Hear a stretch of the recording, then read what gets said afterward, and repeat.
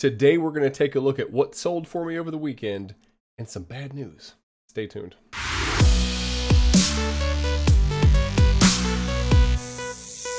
What's going on, everybody? Thanks for joining me again today. I'll get to these sales I've made here in a second. Let me get straight to that bad news.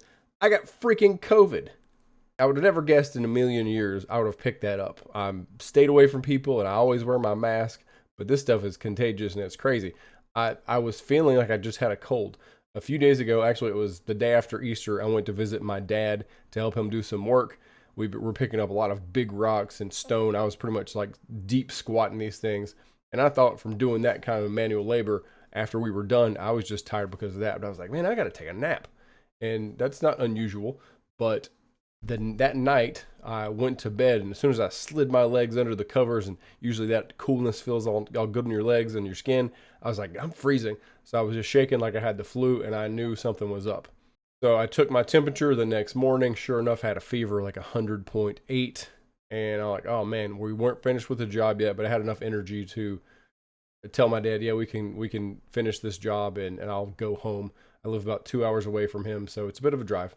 So we finished the job. I said, Dad, if you don't mind, I'm going to head back home. I've got some things to take care of back home. I got to keep this eBay beast fed. Got some sales I need to move. I've got some shipping I need to do, all that good stuff. So I get back home, and as I was driving home, I'm like, I'm going to fall asleep. So I just knew something was up, but I thought it was just a cold. Got home, temperature still a little bit high, 100.8 or 5, one of those two. I had a gender reveal party to go to the following weekend, which I was a small part of. And my friend who was doing that said, you better get a COVID test. I was like, okay. He's like, yeah, if you're going to be around a bunch of people, go get that done so we'll know for sure. I knew for sure it was a cold. Well, I'm sitting there a couple nights later after my test results come in, get a text, check it. It said positive, and I just kind of laughed to myself. I was like, that's great. That's funny. I didn't expect it. So my experience with COVID has been pretty mild. I had a fever for 2 days, pretty sleepy, headache that was in my temples the entire time, and my face is congested. I'm not sure if you can tell that or not. You may have not heard my voice enough to tell, but I got just this congestion in my face, and I get really tired. The biggest thing is I'm just kind of lethargic. It's taking me a lot of energy to will up to do this simple video, which I'm really energetic in the first place and wanting to list and do this and clean this up and all that. I'm kind of just like, nah, I don't want to do anything. But I know we got to keep on keeping on. So here I am. And without further ado, let's get to these sales. So the first thing we're going to talk about is this Playskool teddy bear. Now this is a straight BOLO. This is the biggest item I've got today. Everything is on a declining scale from here on out, but this is the best item. It's from 1990. It's pretty unassumable. I was at a yard sale. They had a box of plush, 50 and 25 cents, the regular you might see. And plush, when I usually find it, I expect it to go for 25 or less. But because I can buy it so inexpensively and ship it inexpensively, I pick it up anyway. But I'm looking at this bear and looking at comps. And I'm like, does this say $175 on eBay? That says $175. Is this the same bear?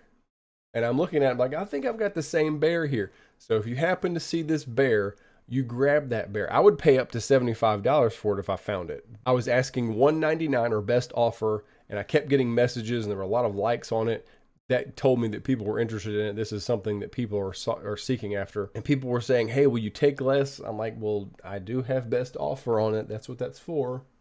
I got a $100 offer on it first. And this was around Easter, whenever this whole COVID thing was hitting me. And I said, no, I can get more than that. So I held out.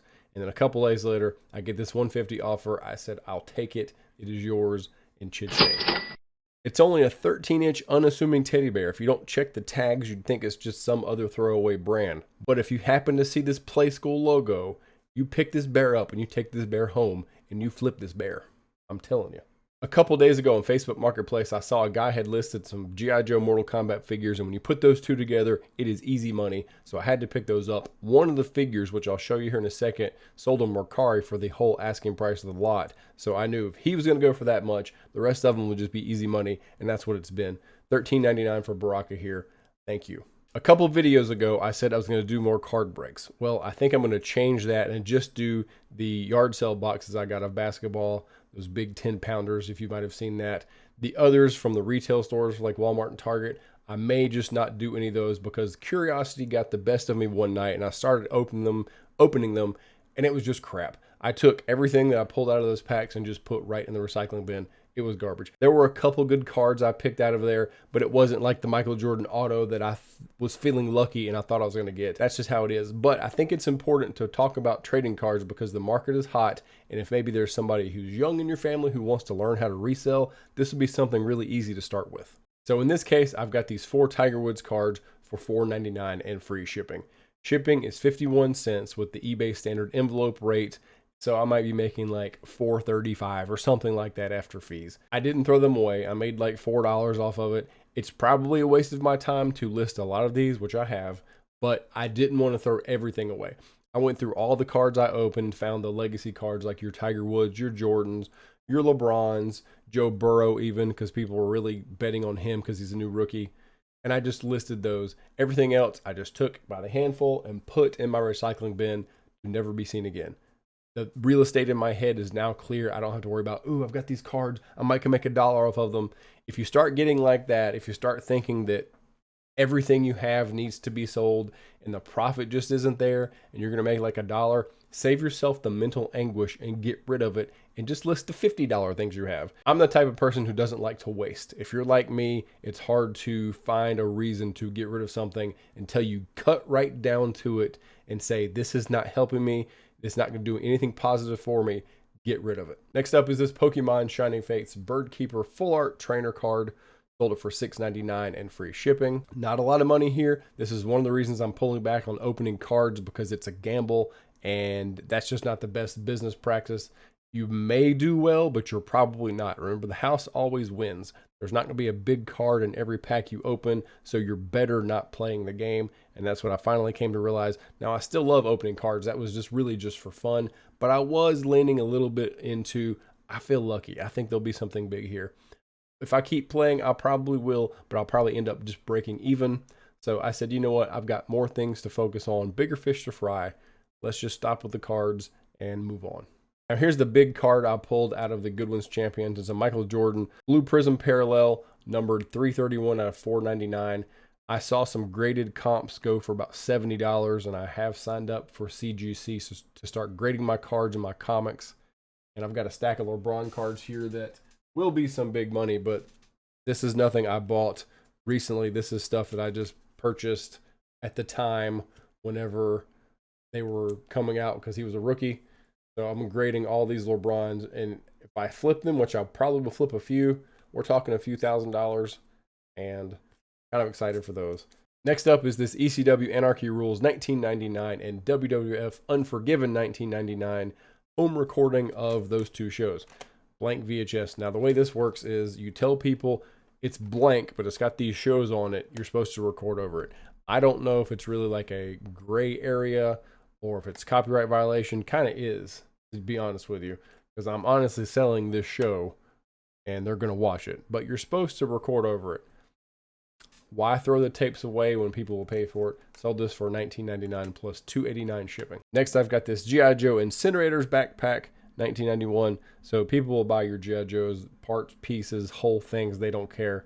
They're hungry for their Joes. Sold it for $7.50 free shipping.